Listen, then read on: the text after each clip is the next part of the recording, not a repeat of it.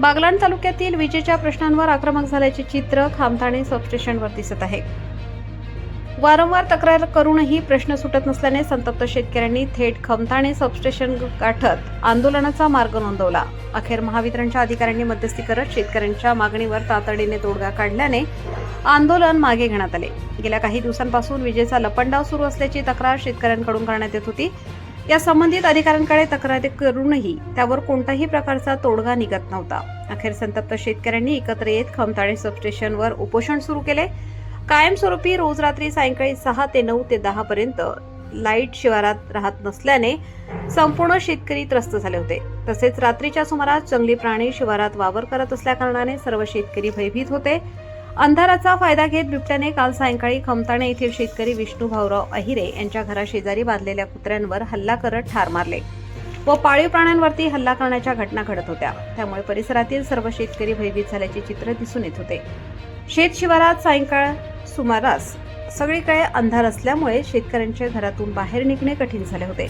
त्यामुळे आज बुधवार रोजी खामठाणे गावचे खंबीर नेतृत्व माजी सरपंच प्रदीप आबा इंगळे यांच्या मार्गदर्शनाखाली आणि खामठाणे शिवारातील शेतकरी पंडित इंगळे, शेखर वाघ, महेश वाघ, नितीन वाघ, लखन इंगळे यांनी वैभव इंगळे, नंदकिशोर पवार, रवींद्र वाघ, सोनू सोनवणे, राजेंद्र बागुल, गुलाब बागुल, लखन इंगळे, अमोल वाघ, राकेश वाघ, अनिल इंगळे, रुपेश इंगळे, धीरज बिरारी, धर्मेंद्र वाघ, निरपूर गावातील शिवनाथ पवार व जितेंद्र सूर्यवंशी यांनी आंदोलनात सहभागी झाले होते व आदी शेतकऱ्यांनी खामठाणे 33 केव्ही सबस्टेशनवर जाऊन आंदोलन केले। लाईट बंद करण्यात आली। 2 तास शिवारात रात्री आम्हाला कंटिन्यू लाईट मिळावी यासाठी संतप्त शेतकऱ्यांनी 2 तास 33 केव्ही सबस्टेशनवर उपोषण केले।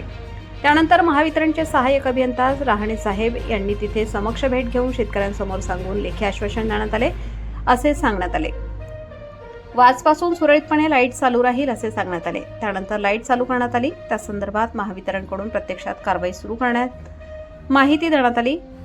अधिकाऱ्यांकडून सकारात्मक आश्वासन मिळाल्यानंतर शेतकऱ्यांनी आंदोलन मागे घेतले।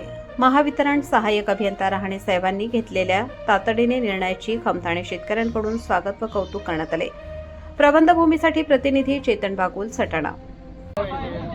लेखी आश्वासन देतोय ना, नाही पण सांगितलं देतोय ना, नाही बोललो का लेखी द्यायला मी नाही पण बोललेलं नाही ना, मी असं बोललो लेखी मिळाली तर शेतकऱ्यांना समाधान। कारण तुम्हाला सांगतो, ज्या वेळेस शेतकरी मळ्यात राहतो आणि रात्री पहाटे बिबट्या फिरतात, सिंह सुद्धा आहे या जंगलात, त्याच्यानंतर वाघ आहे, ते तरस आहे, या जनावरांना जर शेतकऱ्यांना काही नुकसान झाले याला जबाबदार अधिकारी होणार आहेत का? तुम्हाला मागे फोन केला, फोनवर 8 दिवस लाईट सोडली, त्याच्यानंतर लाईट सोडलेली नाही, परत जो तळा आहे तोच करून दिला।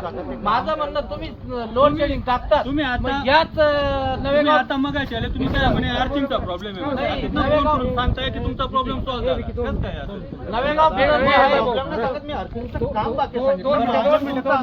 2 मिनिटं तुम्ही आजपासून सुरू नाही हो, मी सांगतो तसं नवेगाव फिडर जे आहे बरं का, नवेगाव फिडर तसं नाही हो सर, आमचं म्हणणं काय, नवेगाव फिडर महेश भाऊ, ते नाही, नवेगाव फिडर एवढ्या डिपे आहेत, तुम्हाला काही तिळवण सर्किटला जोडायला लावल्या, निरपूर सर्किटला, ते काम का होत नाही की 2 महिन्यापासून जोडता सांगतात आता झालेलं का? पवन कुठे आहे?